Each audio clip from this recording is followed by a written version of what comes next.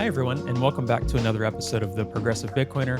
I'm your host, Trey Walsh, and today we have on the show a very special guest and a conversation I think you all will be really interested to hear with former Governor David Paterson. Now, David Paterson is the first legally blind governor and the first African American governor of New York, and we have a lot of really good and rich conversation in this episode. We talk about his story growing up in Brooklyn and then becoming governor, and then we talk about the great financial crisis, everything happening in New York at the time. We talk about politics, progressive politics. And really, this episode was a breath of fresh air hearing from a progressive politician and someone who's still a member of the Democratic Party, but being open to Bitcoin and open to new technologies that can help the world. So, this was a really refreshing conversation and one that I hope we can replicate with other politicians and other folks from the left who may not be outright dismissive of Bitcoin, but are open and just need to hear and learn more about it. So I really appreciate the governor coming on and having this conversation. And I think many of you will be very pleasantly surprised with this conversation. And I'm hoping to have more conversations like this in the future. And huge shout out to Daniel from my team who made the connection to the governor's team and made this conversation happen. I'm really grateful for this and hope you all enjoy the conversation. And if you have any feedback or any thoughts on the conversation or any questions, please feel free to reach out to me at hello@progressivebitcoiner.com. And as usual, we have our promo links in the show notes as well for Bitbox, Saz Mining, and Jason Meyer's book, A Progressive's Case for Bitcoin through Bitcoin Magazine. A huge shout out to our sponsors and supporters and to all of you for listening. Again, I hope you really enjoy this conversation and we will see you again next week.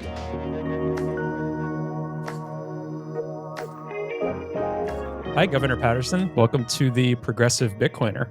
Thank you. It's good to be here, Trey. Yeah, this is so for folks listening. This is a bit of a different interview so far, but I'm really excited and really honored to have you on, and appreciate you accepting the invite and coming on the show. And I think there's so many different things we could talk about here. I mean, we are a Bitcoin podcast. We focus on that, and we'll talk a little bit about that as well, obviously. And one of our real focuses is targeting progressives, folks on the left, when talking about Bitcoin. But I also think it branches out to talking about any new type of technologies, any new things, right? And with Bitcoin specifically, and I'm not sure if you know or not as much detail, there's been a lot of hesitation and a lot of pushback from the left. Elizabeth Warren being a huge voice on the left. And I'm here in Massachusetts myself, so she's one of my senators, providing huge pushback against Bitcoin for multiple reasons. So one of the things we try to do on this podcast is, we're not talking to only progressives or only Bitcoin supporters, right? But talking to folks like yourself. I think you have a lot of intimate knowledge and detail of the Great Recession, for instance, and your role as governor during that time, which I think will be really fascinating to get into a little bit. We talk to people who are Bitcoin proponents. We talk to environmentalists. We talk to humanitarians, a lot of folks that really care about progressive values. So that's kind of the focus and aim of this podcast. And so having yourself on, I was really excited to be able to chat with you. And I think first I wanted to jump in, and maybe if you want to provide a little bit of context, right? I think most people listening will know who you are, some with varying degrees of detail and things like that. But if you want to provide a little context to who you are, some of the things you're doing these days, but maybe give a little background for folks listening. So I was born in Brooklyn, New York, many years ago. And when I was school age, my parents were told that the New York City public school system at the time would not put a disabled student in the classroom with the other students. I am legally blind in the right eye, totally blind in the left eye. And my mother was a third grade teacher in Queens, New York, who really focused her whole life on the education of children. And she thought that this was a terrible situation to put me in. So she went to Westchester, the county north of New York, and she went to, at one point, Connecticut. She went out of state, and then she went to Long Island, and in a village of Hempstead, New York, which was in the town of Hempstead in Long Island, had started to assimilate the disabled students into the classes with the other students. And that was their invitation to her, that if she moved the family to Hempstead, that they would take me into class. So she did that. My father was trying to start a political career in New York City at the time. He got moved to Hempstead with the rest of us. So you can see he was running the show in that relationship. And we were, that's where I grew up. And I think without that opportunity to have been educated alongside of, regularly cited students, there were many programs I was in that involved other blind students, but I don't know that they got the interaction that they would get once they finished college and went out into the working world or into the social world. And I was able to actually get that. So it really was an opportunity for me. I went on to Columbia University and Hofstra Law School. I was a prosecutor in the Queen's DA's office for a while. And then in a rather completely coincidental situation, I went to speak for a candidate who didn't like the group that had invited him to speak. So he sent me. So rather than insulting him, they insulted me all night. And, Of course. I'm 30 years old at the time. And, that's a decent age, but I'd never been castigated so much. And finally, the person who convened the meeting said to me, listen, please don't take this personally. This is intended for the candidate. You just go back and tell him the next time we have a meeting, he better be here. And I said, I'll do that. And then this woman but she had to be in the first row or something. She waved her hand. She was close enough that even I could see her. And she said, well, I have one more question. And she had asked me 3 questions previously and was dissatisfied with all of the answers. So I didn't see why we had to go through this charade a fourth time, but I consented. And she said, I'm not voting for your candidate because he didn't have any respect for us to come and talk to us. I said, that's your prerogative, ma'am. And then this woman changes my life. Like, you never know when your life is going to change or who's going to change it. And she said, but you know something? I'll say something to you. I like the way you sat there for an hour and a half and were insulted at times and badgered at times and mistreated, quite frankly. But you answered the questions and didn't get into any acrimony with any of the people who had a right to ask the questions. So I think one day maybe you'll run for office. And when you do, I'm going to help you. And she clapped. And then all the people there clapped. And I don't know what to do. It was quite a moment. And then coincidentally, Trey, 3 months later, our local state senator passed away. Now, he had been ill, but that wasn't known to that many people. So it was like a free for all. Who's going to run for the seat? And there's all this gossip about who was going to run. And then an older man who was a friend of my father's, who, they'd worked in politics together, said to me, would you think about running for that seat? Because if you do, I'll give you $1,000. And in 1985, that was a lot of money. And I said to him, well, I've got to go pass the bar exam. And he got a little indignant. He said, by the time you pass the bar exam, the position will no longer be available. I mean, he was not happy. So now I'm running for office. And he said, you won't win. But I think when people see you, it's going to lead to something. People are going to see something in you. And that was very touching comment. And, I didn't, I took it seriously and didn't, over hype it, to my advantage. It was just something for me to know. And so I did run for the office. And the only thing that he got wrong is that I did win. That's amazing.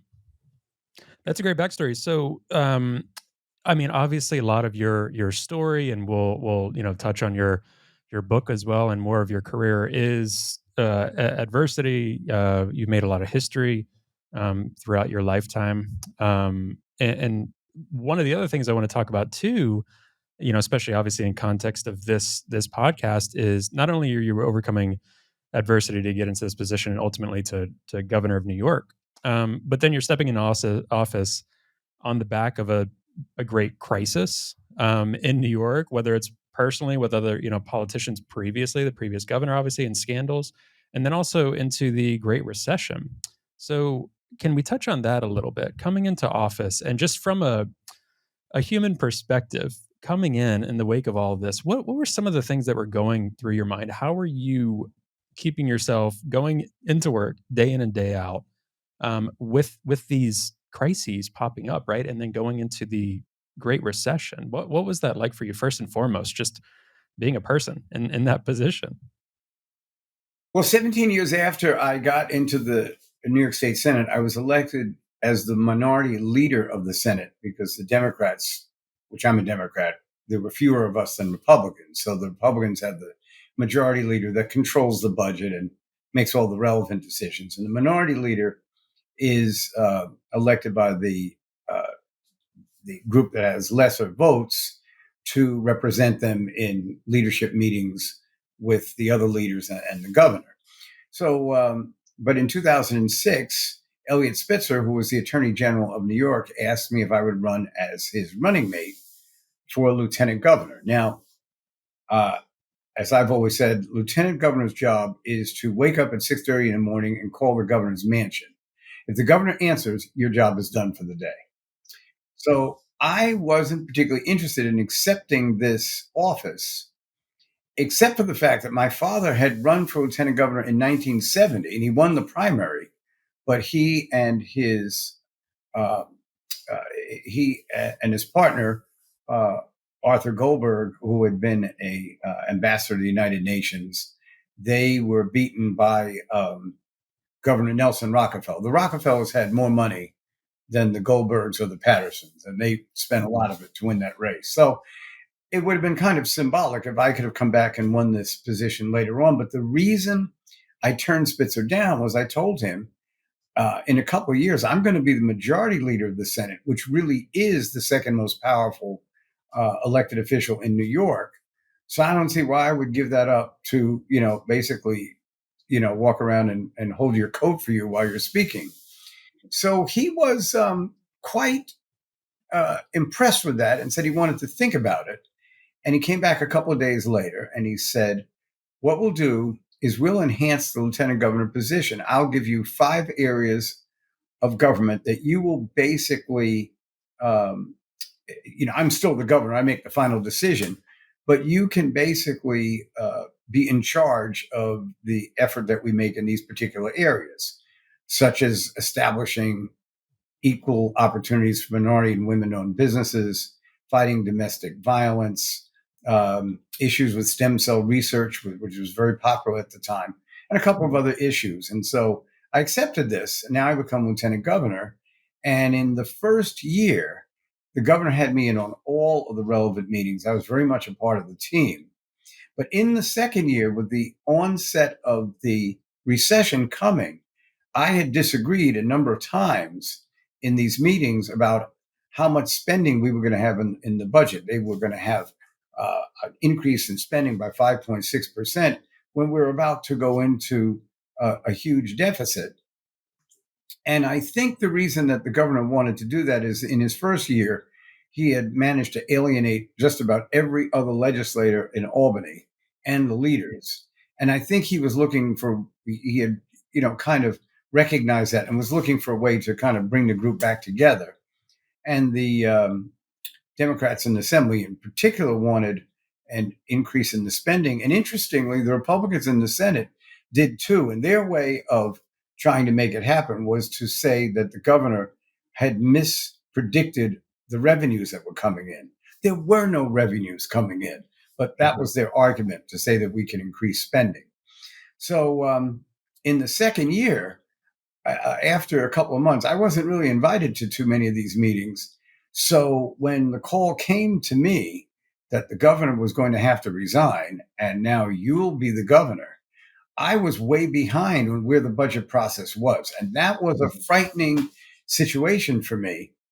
And so what I did was I invited the two legislative leaders, the majority leader of the Senate and the Speaker of the Assembly, to work the budget out themselves. And then I would come in and, take a look and see if we could, improve upon what they did. And we were able to pass the budget almost on time, which it really had never been passed on time in about over 20 years. So that gave me a real boost because it filled the void of um, leadership in the state since the governor had resigned. And it also filled the void of what we were going to do about the deficits, because we did cut significantly in that budget.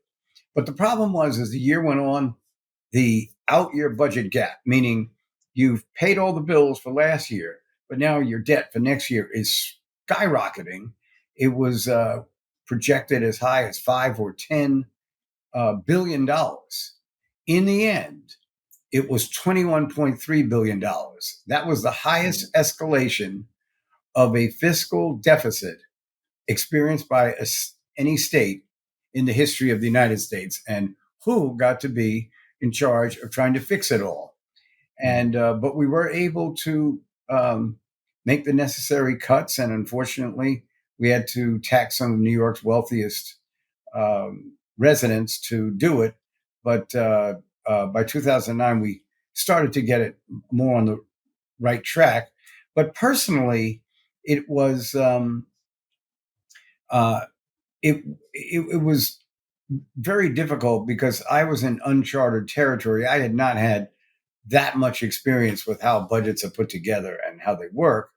And though my two legislative colleagues did have that experience, their own interests arising from how their members in the Senate and Assembly felt were obfuscating some of the progress that we were trying to make at times. And that led to some rather remarkable differences of opinion. Mhm. Do you do you think much at all in terms of, the details of the Great Recession, the way things came about? And, one thing that we advocate for Bitcoin, one of the ways that the reasons Bitcoin came about and was created in the first place was in the wake of the Great Recession. So seeing time and time again, right, that this could happen again, seeing how banks operated, right? And a lot of rules were instituted after this, of course, which is, I think, the irony of Elizabeth Warren being very, very vocal about some of these banking rules, and then being so vehemently against Bitcoin, which can be a tool for sound money, can be a tool that potentially helps curb some of these things, right? So for you, I've heard you speak publicly a little bit on crypto, blockchain. So we advocate for Bitcoin here, obviously, but what are your thoughts in terms of Bitcoin, in terms of blockchain, in terms of crypto and things like that? Well, my thoughts are that it was uh, incomprehensible the way in which these major banks, Bear Stearns, Lehman Brothers, um, you know, just um, having their value uh, reduced to $2, uh, as it was for some of them. Most of them having to receive some kind of rescue from the federal government. AIG, which in September of 2008 tried to access $20 billion from its subsidiaries to keep it from going out of business. And believe it or not, Trey, the federal government under President Bush didn't want to do it. And this was a moment that I'll never forget, because they have a National Governors Association. It's a great organization. You learn a lot about how other executives manage their states and different points of view. And the Republicans and the Democrats actually work together in that organization, which is great. And a governor by the name of Jim Doyle from Wisconsin, he had come up to me, and he seemed to be, I got like 10 or 15 years older than me.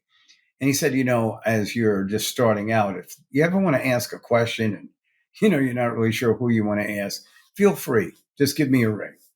And so in this furor in 2008, and AIG is asking our office to allow them to activate the resources from their subsidiaries. I get a call from Governor Doyle, and I thought, good, he can help me figure this out maybe. And he says, Governor, we have an insurance company called Travel Guard Insurance. It operates in Stevens Point, Wisconsin. It is the biggest bondholder in the state of Wisconsin. If AIG goes down, so will the state of Wisconsin. And we haven't had a state go into default since Arizona did in 1929. And I don't want to be the governor of the next state to have that problem. So I said, well, Governor Doyle, if you are having this problem, you told me I could ask you any question, as dumb as it might be. And he said, sure, go ahead. I said, what are you calling me for? He said to me, because we've been trying to talk to the Secretary of the Treasury, and he isn't returning our phone calls. And I said, what will make you think that he'll return mine? He said, because you're from New York. And New York is the pivotal state in terms of this financial crisis.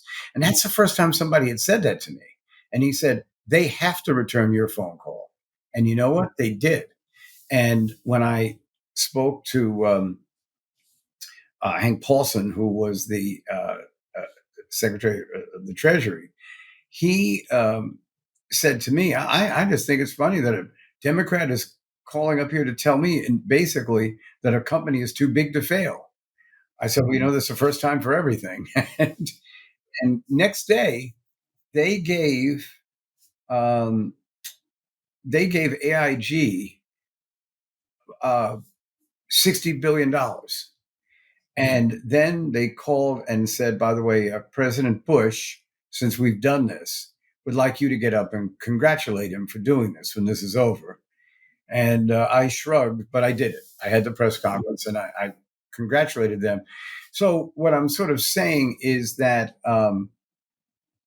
that was when I learned how sensitive the market is and how decisions that are made can impact millions of people. And so that was when there was no Bitcoin or blockchain or anything like that. But I thought there's got to be a better way. Someone's got to think of a different way to handle these problems. And if things are not going right, they shouldn't just pop up out of nowhere, like we just had with a couple of banks. Just in the last few months, where all of a sudden they're rolling along, and then all of a sudden you're looking to make sure you don't have more money in the bank than the FDIC will give you if they go under. And I did have money in one of those banks, and fortunately was able to move it. But the I think that the surviving um, uh, heads of these companies uh, have, other than the fact that we got through the recession, but I didn't hear any creativity about how we might prevent that again. So when my dear friend Simon Mills started to tell me about Bitcoin and how it worked and blockchain, and believe me, no matter how many times he tells me, I still think I don't totally understand. But it's an alternative, and it should be examined in the marketplace the same way any other industry would be examined. But what I sense was almost an immediate desire to destroy and completely obliterate new concepts and new ideas. And that is the worst thing that we could ever do in this country. Our country, maybe the greatest country in the world, was founded on the basis of individualism and people going out and doing what they think was right. And throughout the centuries, there have been women and men who've taken first steps down new roads, sometimes armed with nothing but their own vision. But that's what's made this country great. Educationally, one of the reasons we're so great is that the states of New York and Massachusetts, at the turn of the 19th to 20th century, they mandated that in any community where there were more than 500 people, there had to be a high school. And at that time, there were not that many Americans that ever really graduated Hempstead high school. And by 1960, which was about 65 years later after these first states did this, the United States graduated 60% of the children that went to high school. The country following us was Great Britain with 9%. So when you wonder, um, where the discovery of how to make an atom bomb came from, or where the discovery of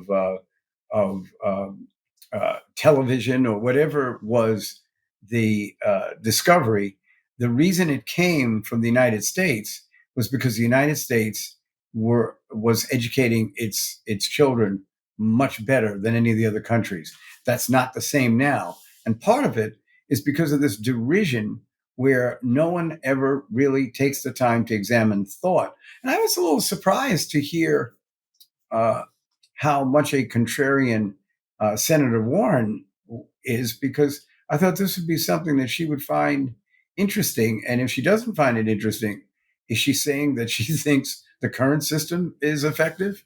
Because I don't think it is. Mm. Yeah, and I think, I mean, that's really valuable. But I think for me personally too, just you said several things in there, but one of them, for instance, mayor or governors working together, right? State decision making is very different than federal decision making and politicking, right? So at a state level, you're running budgets a little differently than the federal government, right? You're having to balance things quite a lot differently than the federal government. You're having to pay bills in different ways and do different things. Like you said, like you're executives of states. That's very different than thinking through the federal government. So I think just with what you've said, these practical solutions. So you saying, okay, there was this crisis. It seems to keep happening. What varying degrees of severity. This could be an alternative way of looking at it, or let's put it out there for people to examine. I think that's a great first step that I wish all politicians, all executives, all founders, companies, banks, whatever, would start with, because I think that's really, really wise and valuable, and it's been politicked way too much. And one thing I tell people about Bitcoin, I don't say go out and buy Bitcoin or go out and, throw money into it right away or this and that. I say learn about it, learn about why it was created, learn about some of these other problems that we have, right? Learn about money, learn about the economy, learn about, the Great Recession, things like this, and then examine that.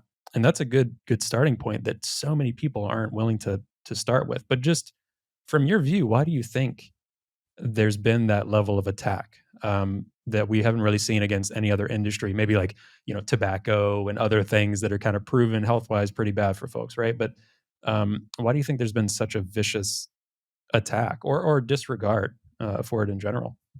Well, what I was saying previously is that the reason is that it's historic, that this is how people uh, originally addressed change, in fear and condemnation.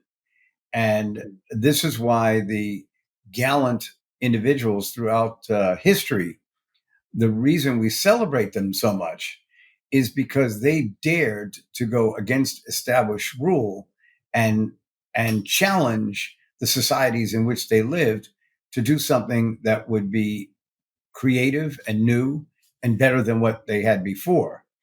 Now, that's not the easiest thing to do, and that's why we honor them so much. But at the same time, we never seem to learn from them, as if maybe the next time something comes up, maybe I should think about it a little more before uh, rendering a decision, and then being uh, in a situation as it's been so many times in history, where every thought was opposed, every invention was denounced, and so uh, people like yourselves have had to fight and suffer, and some of them probably just in the end walked away. But for those who stood the course, um, they won. And I think that is the definition of freedom in a country, that you can do that. Yeah, and you're right too about what you said about Elizabeth Warren. It is, I think some people in the Bitcoin space have gotten really comfortable saying, "Ah, Elizabeth Warren, she hates this, always will." But taking a step back, you're right. Someone like an Elizabeth Warren, for what she has historically fought for, policy wise, as a professor, some of the personal things she said on the campaign trail. It is kind of interesting that she would completely disregard this, because a lot of people that are most people that are really into Bitcoin and, whether it's hosting podcasts or writing books or out there talking to people is because we've seen wealth inequality, right? We've seen the Occupy movement and the spirit behind that. We've seen recessions. We've seen totalitarian governments where they have hyperinflation overnight, and then people's wealth is evaporated overnight, and they don't have any way to hold their wealth. So these are the reasons we're here and talk about these things, not because we want to get rich, not because of any of these other things that are put onto Bitcoin. So with that, politicians like Elizabeth Warren, quite frankly, aren't listening. And then a lot of people in the country, I think, just don't know a lot about it yet, which is a fine place to start, right? Not knowing about it, maybe learn some stuff about it. And some people have taken the position that it's just outright bad. It's just a bad thing.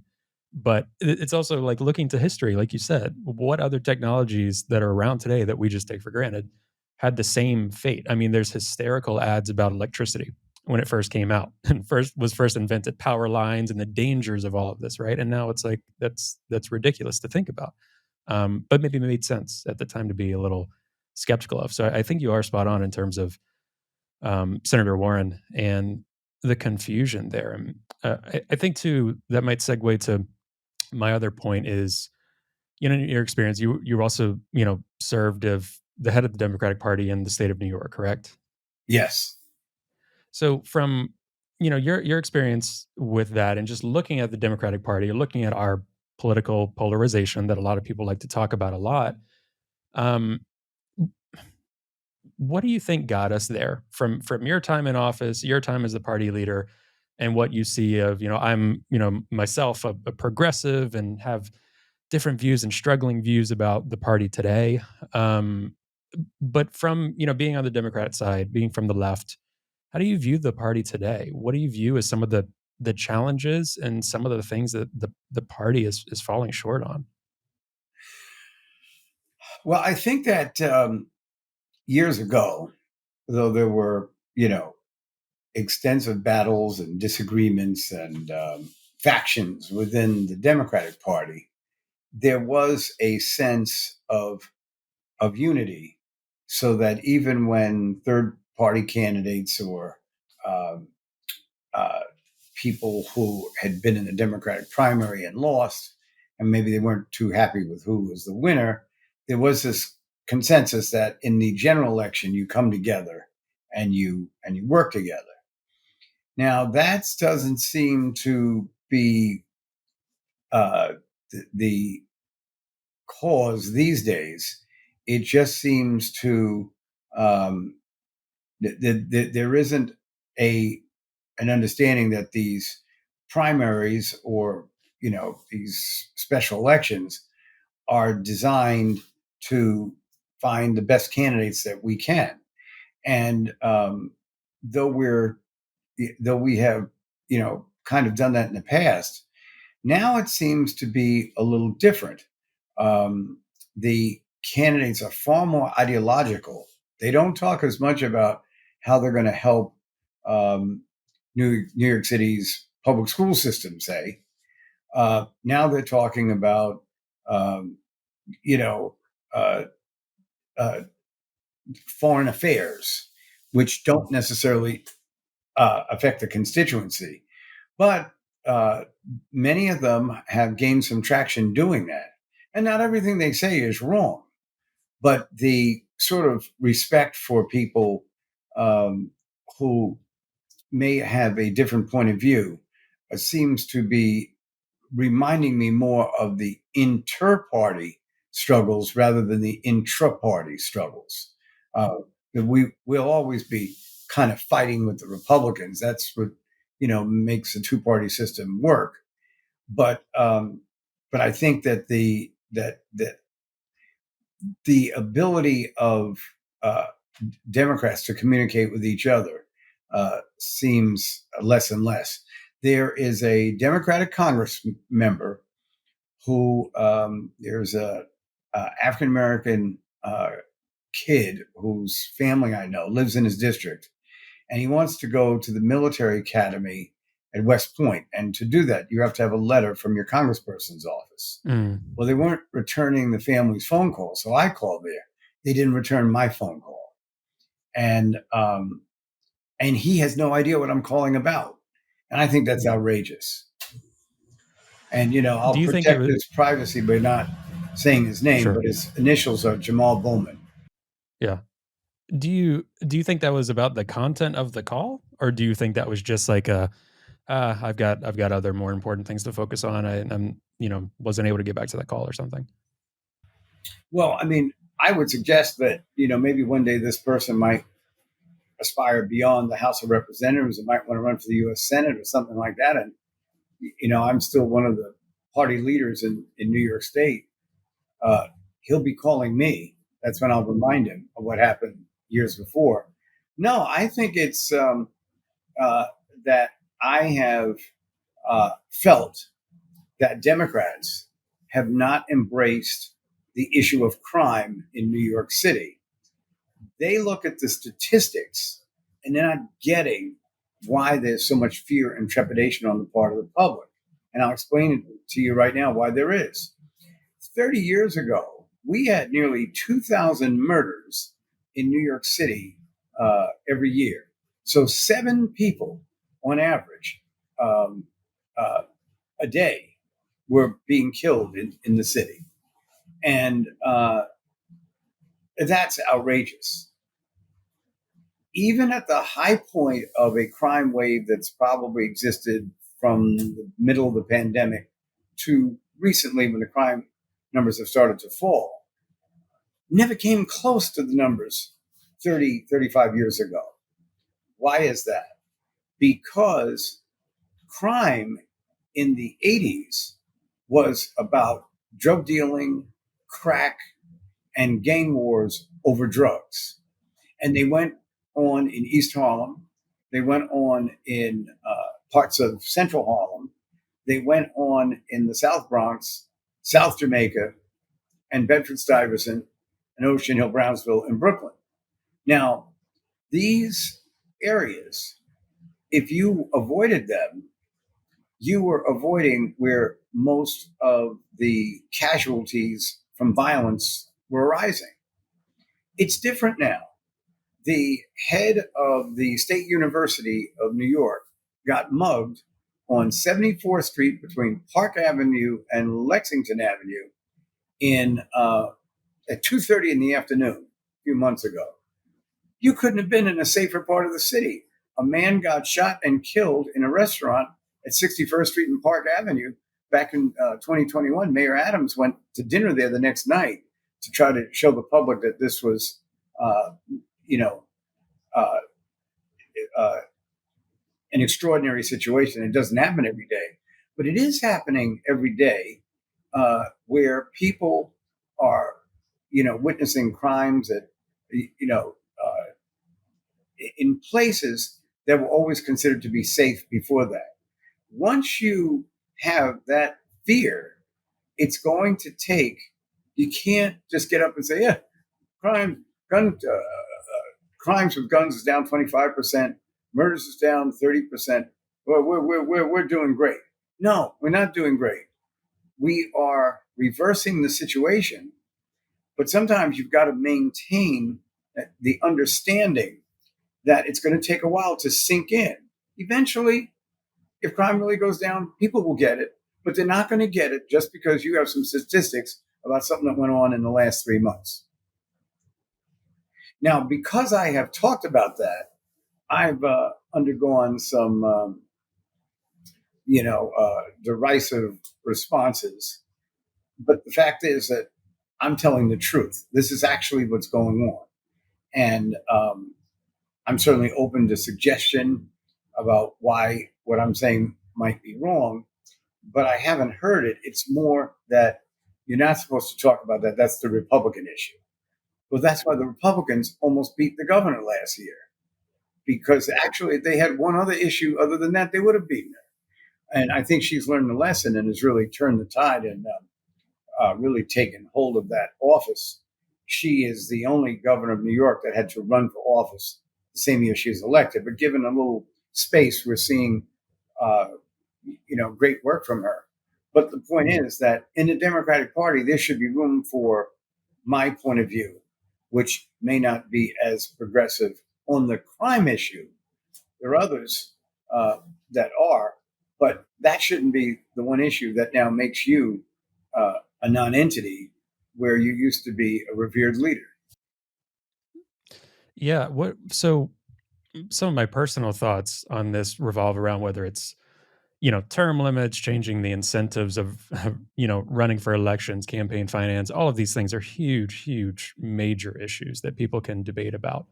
But why do you think it's such a challenge for politicians from whatever party, but we'll talk Democrat right now, to be honest about certain issues? Does it just take a few people starting to be honest about pick whatever issue it is that they're like, well, let me just stay away from this because it could be interpreted this way or could come off this way in a little clip or an ad or a campaign speech? And um, what would incentivize people to, as you said, I'm just talking about the truth. I'm open to suggestions because personally, I think voters would really enjoy that if a politician comes in and says, I was wrong, or I made a mistake, or hey, this is an issue. I'm open to suggestions. But we don't see that time and time again, even though people in the populace tend to say, we want more authenticity, we want more truth, whatever it is. How do we incentivize politicians to run on campaigns like that or to act like that in office? Well, I saw a film clip about 2 or 3 months ago that I had never seen before. It was from 2008, and it was the first month I was in office, and it was on the David Letterman show. And he got up and he says, they have this new governor in New York, David Paterson, and you ask your politicians, to be honest and admit to their shortcomings. He says, this guy admits to everything. And he went through all of these admissions that I made when I became governor, answers to questions that, you know, um, arose, and I answered them honestly. And that's how I've always tried to do that. I don't really know what is the reason that people seem to think if you acknowledge that we're not even talking about what the crime rate is. If you acknowledge that there is a pretty strong fear about crime in the city right now that wasn't there before the pandemic, that for some reason you're supporting measures to incarcerate people longer, reinstate the death penalty. And no one said that. It's just that there is that fear. And one of the ways to try to respond to it is to have a strong law enforcement presence, which I think Mayor Adams has done in the subways. I mean, I've been in the subways and I've noticed it. And that's what starts to dial the clock back. But, when you do it and you see progress in 2 weeks, you can't jump up and celebrate it. You just have to recognize that over time, the public gets it. The public gets it. Uh, you almost have to think of the public as geniuses because they come to certain conclusions that may surprise you in elections, but they probably had a good reason for it. Mm. Looking back on your time as governor or at the state, do you think those same principles can be applied to federal elections, or do you think it's just comparing apples and oranges, and it's really hard to do that? Well, the way elections are run, they're pretty much the same in the federal government than as it is in the state. Um, if you run for Congress in the federal government, you don't actually have to live in the state until you win. And that's how Robert F. Kennedy was able to win the Senate seat in New York the year after his brother was assassinated. He had never lived in New York. He moved in as he was running. They have different rules, but I think in the federal system, we have to be really careful because what we saw in the last federal election in 2020 was some really frightening and disturbing conduct on the part of people who thought the election they thought was stolen, it was fixed, all these different things. This election wasn't close. Now, if Richard Nixon had wanted to jump up and down like that in 1960, he may have had a real good point. He lost the election in one state, Illinois, and he kind of thought that the Democratic leadership from Chicago and all around Illinois found a way to beat him. Um, Certainly, Al Gore, who ran in 2000, he lost the election in one state, Florida, and it was very, very close. And he was the vice president at the time. I guess Trump, if he'd been a Republican, would have told him not to accept the results of you know tens of millions of people voting on that particular day. So I just think that we have to maintain a sacred and honest way of running elections and can't cave in to just acrimony coming from those who pretend that they were wronged when they couldn't accept that they lost. Right, right. You mentioned, and I want to bring him up as well because he's gotten a lot of popularity. Unfortunately, Bitcoin is an open, neutral technology, right? It's Right. not an arm of a political party, right? I think and the reason I'm so adamant about the reason we do this podcast in general is because those on the right and particularly libertarians in the US context really try to own the Bitcoin narrative as something that, oh, it's right wing, like Ted Cruz is a big proponent. So, people associate it with the right or Republican or whatever. So we have this podcast to say that's not actually true, but we're not trying to say you have to be a Democrat or a progressive to be into Bitcoin either, right? We're trying to say there's not a lot of diverse thought in media and things written about it. So we want to come in and talk about it from this left view. So most of the candidates that are currently running, if they do talk about Bitcoin, tend to be those from the right. I personally think they're using it as just a ploy or a campaign message to try to get votes, right? But one such who's running from the left, but I know a lot of progressives and those from the left have a lot of issue with him as a candidate, coming in as an outsider, coming in very opposed to the Biden administration, a lot of other things, is Robert Kennedy Jr. So I wanted to get your thoughts on his campaign and him as a candidate. And feel free to be as honest and candid as you'd like. He's an asshole. He is. Um, uh, I've now read in two different articles that he said that in 2008, after Hillary Clinton accepted President Obama's invitation to be her Secretary of State, that I offered him the United States Senate seat because I would pick if a senator dies or leaves office, the governor replaces that. He And that says was that that was Gillibrand instead, right? Was yes, that?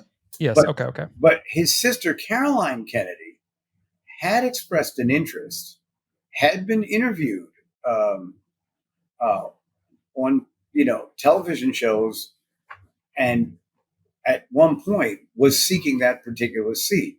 She was the person I spoke to, not him. And but now we have some revisionist history where he says that happened. He has always been worked very hard on the environment when he's younger, but more and more has become enchanted with these theories and accusations against the Ashkenazi Jewish community and the Chinese about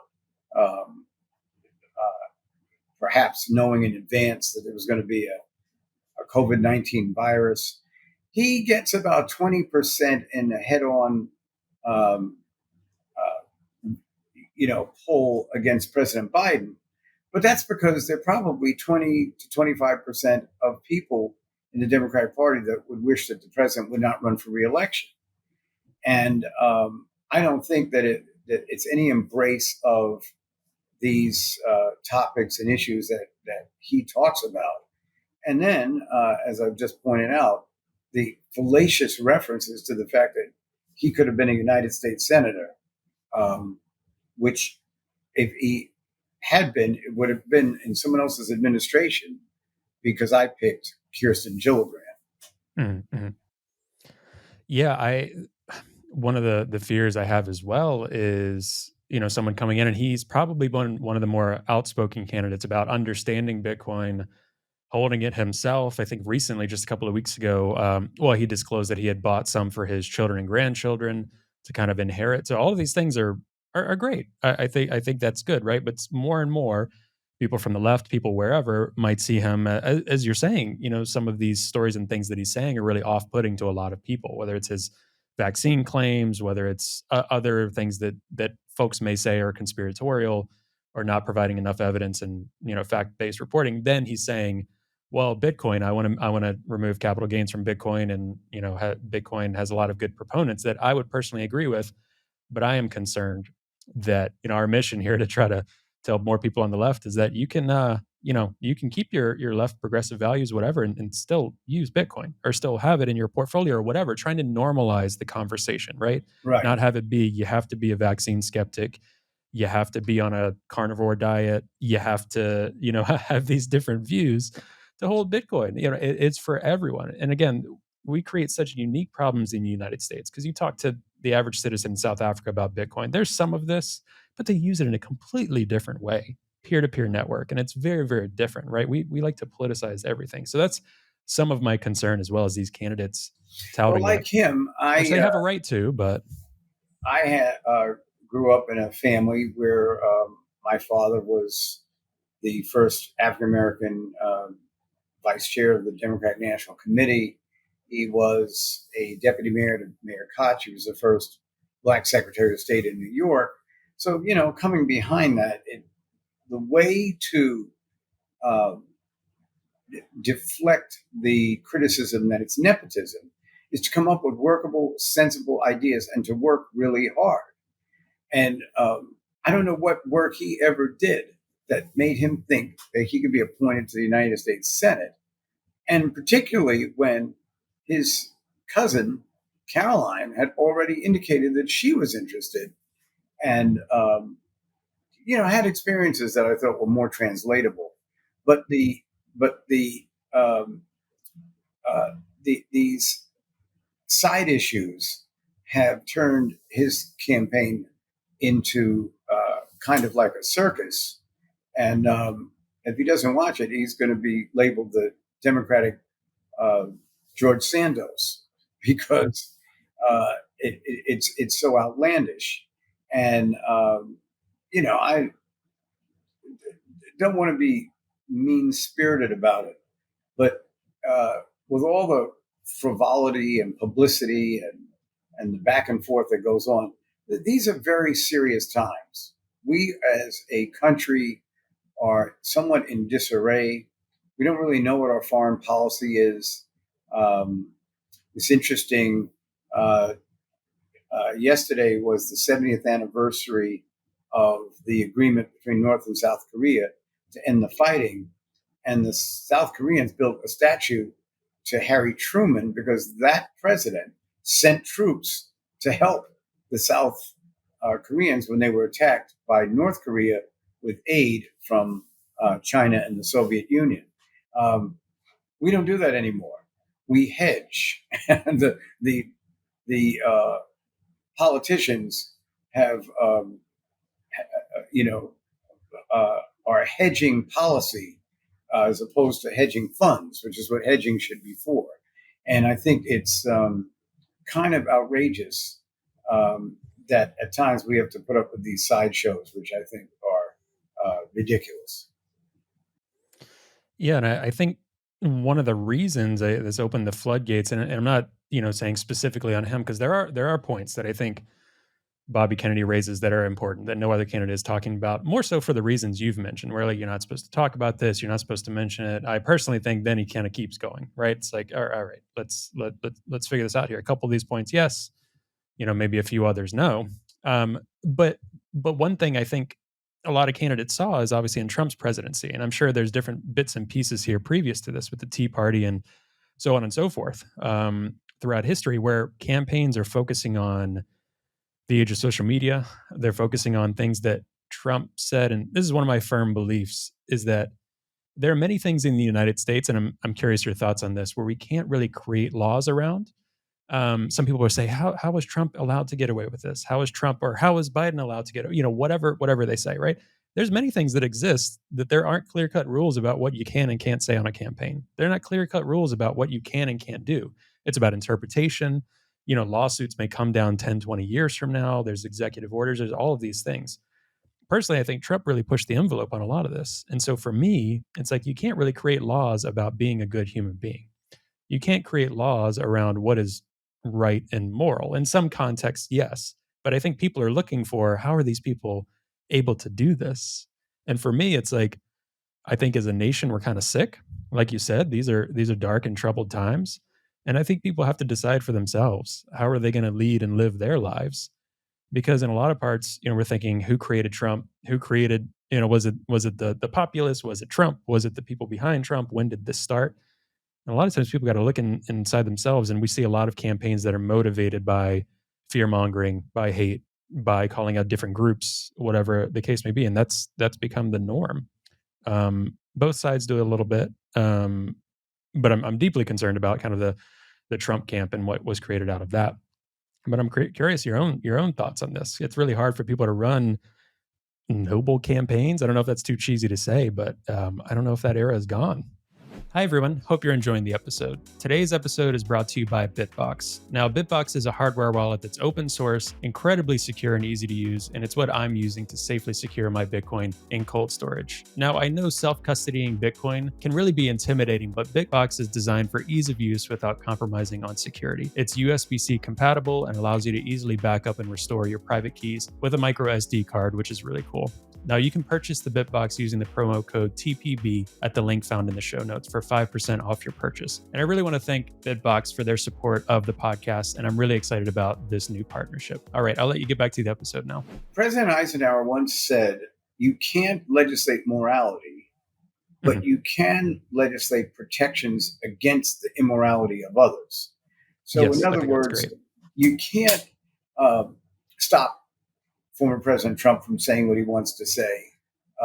You can't stop the harassment, I think, of Budweiser, because they tried a commercial that appealed to the LGBTIA plus community, and the product was now being totally rejected by people who I actually like the product, but now are angry because they tried to market it to an obvious group of people that live in our society.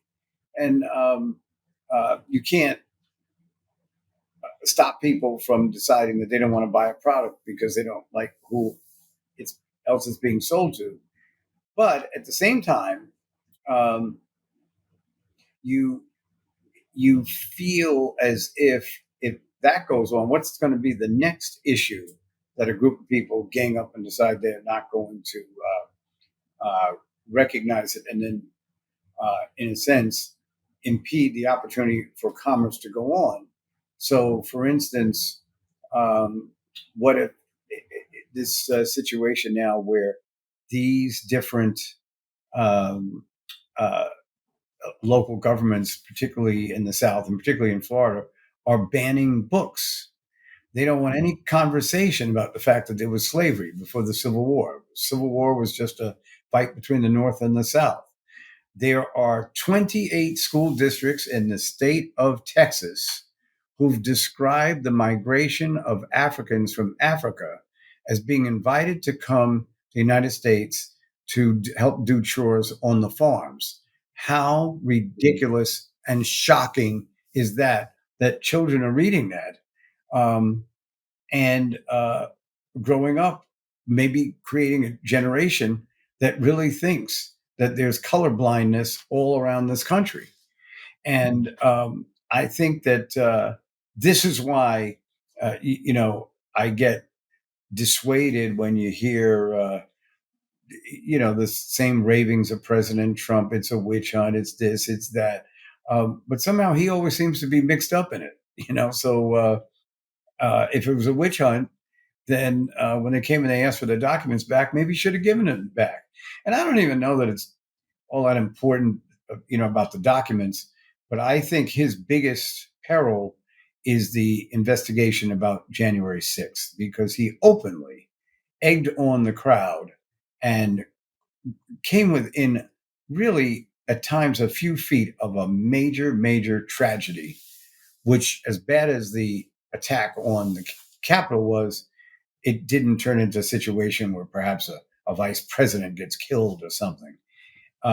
And Yeah, or they, saying they want to go after Nancy Pelosi's head, and yeah, and different you different get things were said, and yeah, what you get that mob rule, and mhm, that's exactly what'll happen. You'll get that. yeah, yeah. Oh, I really wish a lot of politicians. I don't care what side they're on, whatever. I mean, there's a whole. I think people underestimate too. There's a whole percentage of the population that are, quite frankly, throw their hands up, and it's like we're facing the same problems, right? You've got Ron DeSantis down there saying he's going to sue Budweiser and this and that, when people are starving in Florida, right? When people need healthcare, like these practical things that you were kind of suggesting, maybe campaigns should talk about this a little bit, and they just don't. So we're kind of in that era where even campaigns aren't talking about the basic stuff, and I really wish people would approach politics in the way you're suggesting when they're running campaigns. Start off maybe trying out being a little honest, and start off talking about real issues. And I don't know how many people I've talked to, and again, whether it happened in reality or not, especially on the Bitcoin side, that said, "Oh yeah, I voted for Obama in 2008. I voted for Obama." That messaging and the way that campaign was run, people might feel differently after the fact. Um, but those kind of campaigns seem to not exist anymore, and that's deeply troubling for me. Yeah, I think the Obama campaign was a very positive campaign and hope and possibility, and that's what he talked about. And originally, his opponents on the Republican side of the aisle were extremely complimentary of him because they really thought that the candidate they would face in the general election was Hillary Clinton. Then, when Mhm, Obama wins the nomination and they tried to turn on him, by that time he had up a head of steam and he had the whole country really reveling to this very positive notion of how we could run government and how issues that confront us can be addressed with a new administration, and he won. Um, I don't know what next year's campaign is going to be like, but I would not be surprised if one of the candidates, instead of engaging in the acrimony which went on in 2020, just laid out the positions and spoke to the critical issues, and maybe even might criticize the other candidates when they think that they've missed the point. But it it's going to be very interesting to see how this actually plays out. You'll have a presidential candidate running uh, at the same time that they're under indictment, and you'll also have a president who is besieged with calls inside the party to maybe reconsider whether or not he should run for reelection, given some of the things that have gone on recently.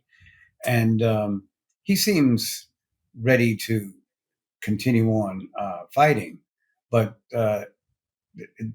24 hours in politics is a lifetime. We'll see what happens. mhm. Yeah. Do you think how real do you think that suggestion is within the party? I remember originally a lot of insiders at the party being kind of open about it, whether it was public leaking or just kind of being frivolous and saying let's get this out there. Was suggesting that Kamala would be the candidate going into this race, right? And there's been quite a few pivots, or that someone else would be, at least that Biden's going to be a one-term president, and that's it. And a lot of voters, myself, remember that, and I think are a little bit concerned about the way they're heading into this election, and deeply concerned about who could step in if Biden's not the nominee, or not elected at the end, or someone else, kind of concerned about what's coming from the other side. So do you think those calls within the party are still happening? I don't think that they are verbose. I don't think Mm, that you're hearing a lot about it. I think that many members of the party are bracing ourselves. We expect the president to run for reelection, and we would campaign for him and help him try to win. But there've just been uh, some issues in in terms of uh, just uh, handling the oil prices and you know bringing change in terms of the environment, but maybe trying to rush it. The answer to everything seemed to be the electric cars. Mhm. Now, all you hear about are lithium batteries blowing up and um, dangerous situations in the midst of hurricanes in Florida a few months ago, Mhm. and a lot of this is traced back to the perhaps we are hurrying these solutions and not significantly testing them, and these were solutions that were promoted by the sitting president. So he's going to have to explain that or find an alternative that fulfills his promise, but at the same time is safe for people around it. Right, right. Yeah, and there's some very practical things too. And I'm not sure if you've heard all of the different arguments, and I'll make sure to send it over to you in case you haven't. There's a lot of interesting, research and articles about the environmental impacts of Bitcoin. There's so many different tangents we can go on here, but Greenpeace has been very hell bent against it. Saying it's boiling our oceans basically. But there's actually quite a few practical things that have been happening with Bitcoin mining, for instance, because it's one of the tightest markets in terms of actually profiting. And really, their data centers. There's been a lot of interesting things happening in New York, and I have to commend Senator Gillibrand working across the aisle with Senator Loomis on crypto legislation. Um, in the Senate, which has been very interesting to watch, and we'll see how that continues to pan out. But in terms of the environmental impact, there's actually a lot of Bitcoin miners that are getting into methane flaring, so they're actually capturing this methane and repurposing it for Bitcoin data centers. So CO2 is way less harmful than methane to the actual environment. So there's very practical market-based solutions that are actually happening because Bitcoin mining can go up and down, at the drop of a hat. Whereas you can't, turn on and off maybe an Amazon data center or a Netflix data center, right? People will be up in arms like, well, my Netflix went down. What are you talking about? Or a hospital or a school. But Bitcoin mining, you can. So there's so many interesting incentives, market-based incentives, right? Because I think too often folks on the left say, well, it's the right thing to do, so we should do blank. Well, unfortunately, that's not the way the world works. Bitcoin actually is able to say it's the right thing to do, and there's a market incentive for it because this renewable energy source is cheaper than this fossil fuel source, or methane capturing is cheaper than this. So there's a lot of interesting things.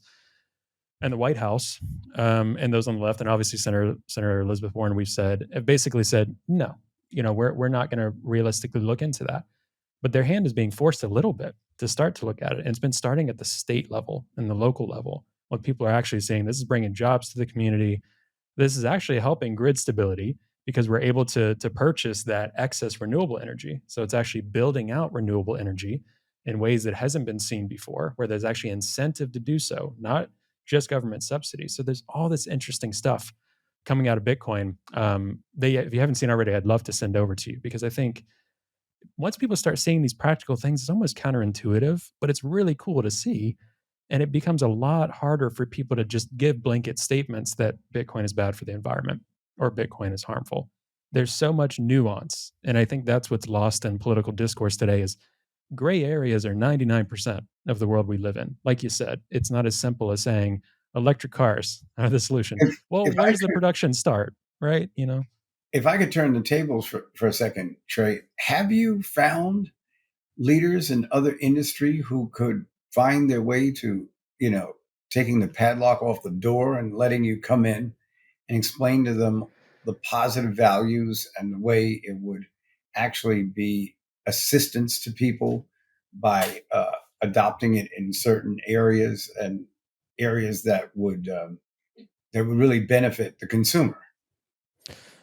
Yeah, and there's been a lot of work done, and there are many, many folks that are better to speak on it than me. I try to have this serve as a platform to invite some of those folks on, right? But there's a lot of energy producers, a lot of oil companies, a lot of renewable energy sources, a lot of Bitcoin miners that are actually focused on doing this. So a lot of energy companies are realizing, oh, we can, hit some of our ESG goals. We can reduce our, methane footprints, whatever the case may be, and we can make some money mining Bitcoin because we have all this excess energy and we don't, it's just being wasted, right? There's stranded energy. So that's one source. So there is a lot of folks that are doing this work day in and day out. And I'd say one other thing too, I'm not sure if you've seen much about big news on the Bitcoin ETF race. So BlackRock, obviously the largest financial institution in the world, in terms of what they're actually servicing and holding, they've applied for a Bitcoin ETF. Now we'll see at the end of the day what happens with that. There's speculation on both sides that only one ETF has never actually gone through. There's high likelihood, but the SEC has rejected many other ETFs in the past couple of years as relates to Bitcoin spot ETFs specifically. So a lot of folks are seeing BlackRock giving the nod, so to speak, saying just a few years ago, they were saying this is just for criminals. This isn't any asset or anything worth even looking Yeah, at or bothering. It's harmful. To where they're saying today that Bitcoin is hope, which is insane. That pivot. I don't know when the first, this was a few weeks ago compared to 4 years ago. So obviously, people are starting to see, well, inflation is getting out of control. So a lot of wealthy folks, I think, and these market makers and managers are saying this might actually be a good way to retain and store some of my wealth over time. They've got gold ETFs and other things. They're starting to right, see it, and they actually called right. it digital gold, BlackRock recently. So I think that this ETF rush, there's a lot of discourse amongst the Bitcoin community as well. I'm kind of mixed myself on, is that good for Bitcoin? Is it not? Does it kind of create more paper Bitcoin rather than people actually holding the asset, right? And all these different rich conversations. So there are many industry folks that are starting to see a lot of mid-level folks too. So you might not see a CEO saying it outright, but you'll see a Mhm. director level person that's having some side conversations, preparing for the event when they do open the doors to Bitcoin, when they start introducing it into their financial portfolio or whatever the case may be, or they start mentioning it at local government, right, and mayors or pension boards or school districts, energy companies. So that has definitely been happening the next couple of years, and I think it'll continue to happen, which is why I'm such a big proponent of making sure that we don't politicize Bitcoin and we try to have it be known as a tool that can be good. It's not going to solve every problem on the face of the planet. That's impossible. But it's something that we can start to address these concerns. So, long story short, yes, there are many folks doing this hard work. I think more and more you'll see some of this kind of out in the open for people to look into. And what do you think people like myself, who has access, to a lot of people from time to time? I'm on a radio show, and I get interviewed a lot, that sort of thing. Maybe myself, and let's say other people who are in uh, that group that you were talking about. They may not be the CEOs, but they're the in the mid-size. They have roles to play, and they do have a capacity to influence situations. Um, how would we operate, or what would be your thoughts on how we could get you into a fair forum where there'd be a proper evaluation of what's being recommended? Yeah, well, first of all, one thing I'm going to do after this interview is give you some more resources to look into, and also there's many folks in the community that are able to talk about Bitcoin in a way that is, we can target specifically what industry you're talking about, what business are you talking about, right? There's Bitcoin financial service industries that can talk to small family offices, right? And say, hey, this is how you can incorporate Bitcoin into your portfolios, into your small office. There's environmentalists that are talking to politicians or talking to groups about the net benefit of Bitcoin. There's energy partners and Bitcoin miners that are able to talk to the Exxons and Shells of the world and speak their language, speak an energy language that's outside of a ESG narrative only or something like that, right? So there's many folks that be happy to connect with. We'll be sure to loop into this conversation. But I think, oh, you're fine. I think starting the conversation with just making sure people understand why are we advocating for this, and one of the easiest places to start, I think, is look at what's been happening since the Great Recession, even before this, right? A lot of people um, have been concerned with inflation. A lot of people are concerned with, US dollar dominance in the world. A lot of people are concerned with a lot of these different things. A lot of people are concerned. I think they should be just as concerned on the left with, people shutting down bank accounts, with censorship, with all of these things. There's so many different arguments to be made for why incorporating Bitcoin into your portfolio, or if you have a financial services company, if you have, there's so many things that can be built on top of Bitcoin, utilizing Bitcoin, all of these different things. There's so many cool stories happening in this ecosystem. And there's a lot of things happening in AI as well with Bitcoin. So a lot of businesses you'll probably find would love to talk about AI, right? And too many businesses will say Bitcoin, crypto, all the same thing, right? And I'm not here to argue the merits of other cryptos necessarily, because some are more nefarious and fraudulent than others. Let's put it that way, because it's still a bit of the Wild West in terms of crypto. A lot of people think of FTX and Sam Bankman-Fried with in terms of fraudulent campaign spending, all of the news there. They've unfortunately lumped Bitcoin into that since that event, right? So I think first and foremost, it's helping people understand what is crypto, or what is Ethereum versus what is Bitcoin, or what is, just understanding kind of the basics of what it is, and then talking about those different use cases, because there's many, many different use cases. So, I think what I absolutely love is that from day one, it seems, hearing any new thing, you've obviously had experience in leadership, but hearing any new thing, hearing any new technology, hearing about Bitcoin, it wasn't like, oh, that's horrible, we have to fight against it, it's a danger to humanity. It's like, huh, well, these same problems have been, maybe this can be a tool. Let's look into it. I think that's a very level-headed way to start. And I don't know many folks that start looking into it and dismiss it outright. Now, there are criticisms to be had. One of my things that I think about a lot is, from the left, we talk a lot about wealth inequality, right? And that continues to grow.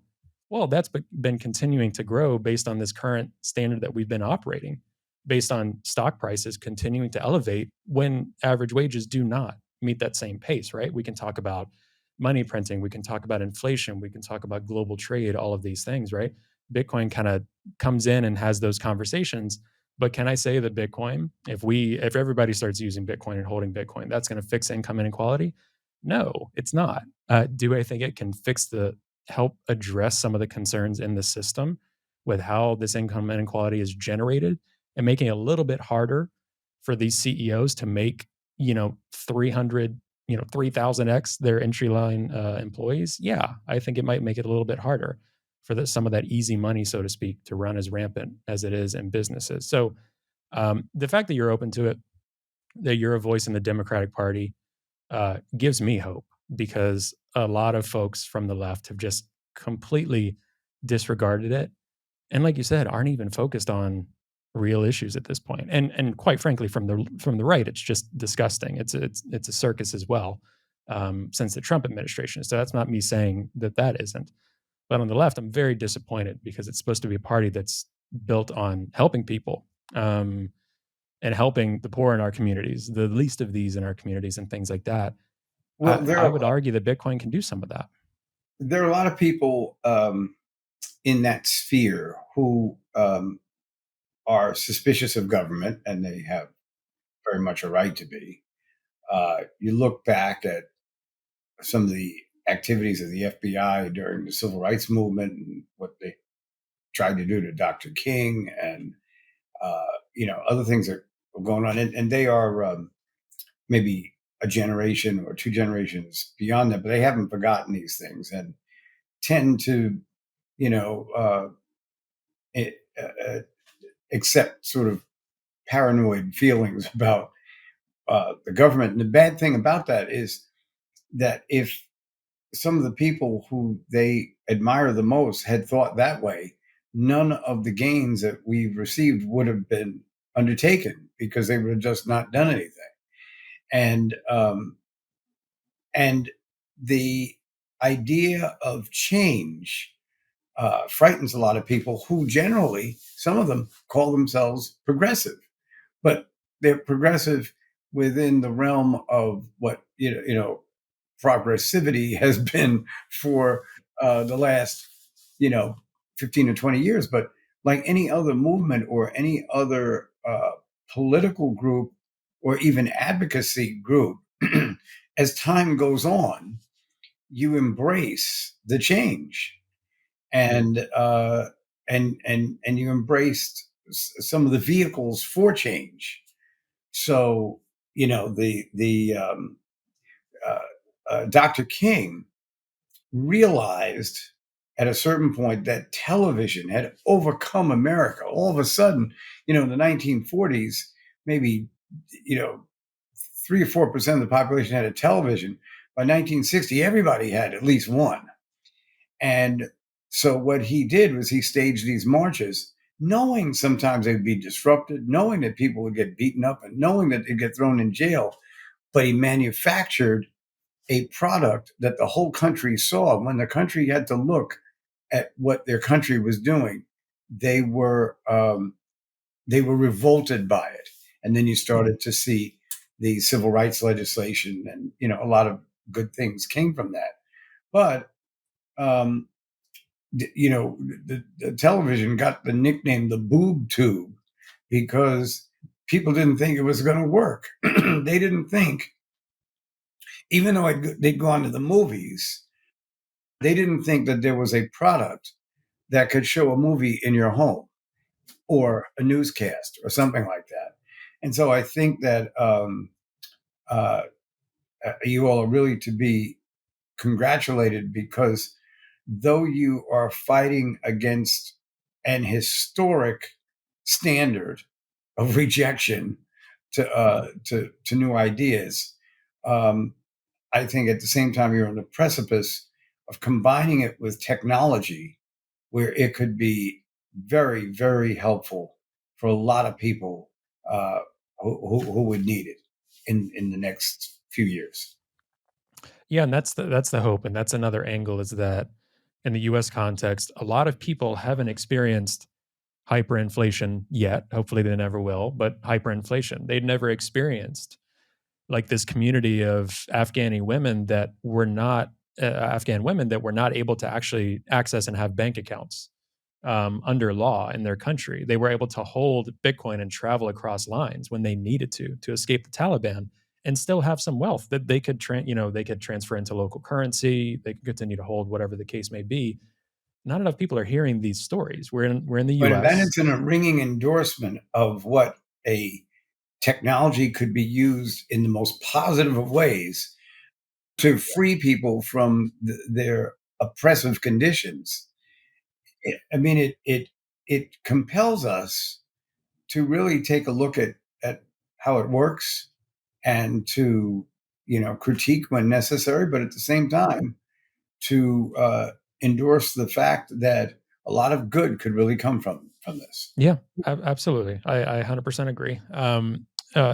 This was so much fun, Governor Patterson. I want to be mindful of your time as well, and I look forward to keeping in touch. I think there's a lot of opportunities here. I think you're talking with some interesting people still to this date that might like to learn a little bit more. I think regardless, they're going to hear more and more about Bitcoin. I mean, it's 14 years old. Um, it's only been growing every year. Some people are amazed that the U.S. hasn't squashed it previously when they maybe could have. Let's say it this way. It's global. It's a global phenomenon, a global money, a global asset. All of these things. So many industries are interested in it. So I think people are going to continue to hear about it.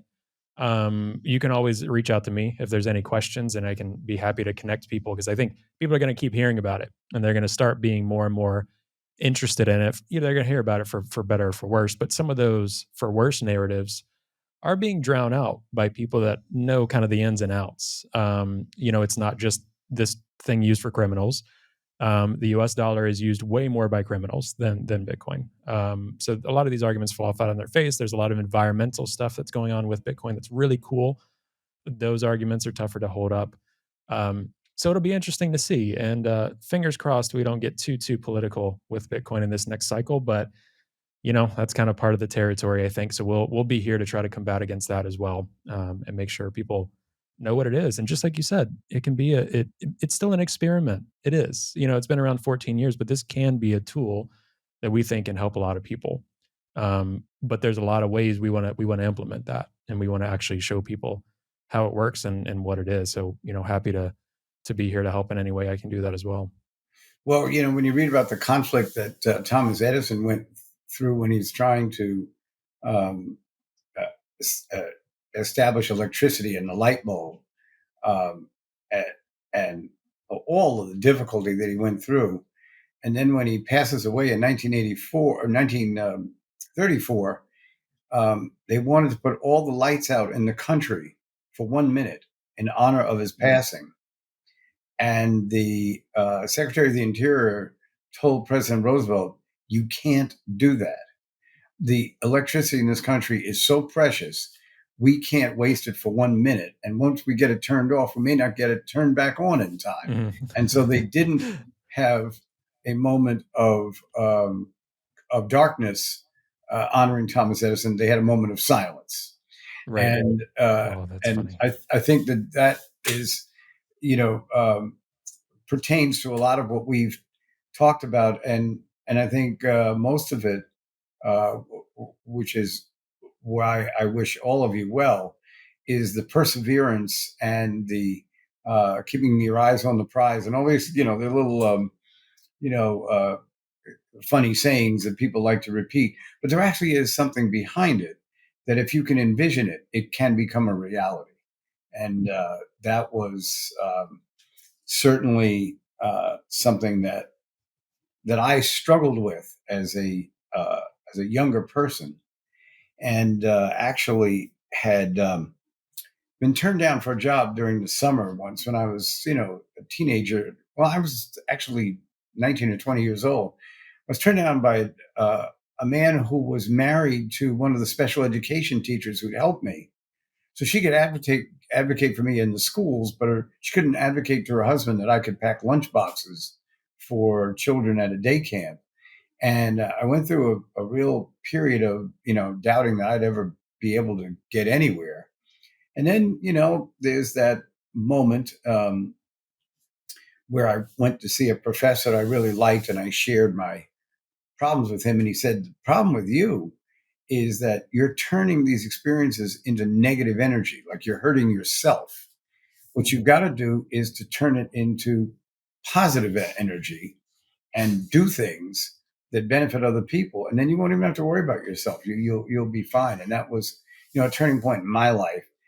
But it also was a turning point in the way I observe things, um, enabling me to be very positive about the new ideas, the implementation of them, and the uh, results that we can get from it that benefit humanity. Yeah, and that's what we're trying to do here, right? We're saying a lot of people are feeling politics are dark, economy is dark and confusing, global affairs is dark. Bitcoin is one of these things that every year that goes by, more and more use cases are found. It's kind of a technology based on hope, based on freedom, based on a lot of these things that I think are a perfect fit for the United States and what we claim to be as a country. It's something that's for everyone, and I think it's only a matter of time. Hopefully, ideally, before we see AOC walking the streets of Brooklyn talking about Bitcoin, talking about, hey, for this community, the global financial system has turned its back on you. Your local bank has turned its back on you. You can't open a bank account. You can't access it. You can access Bitcoin, right?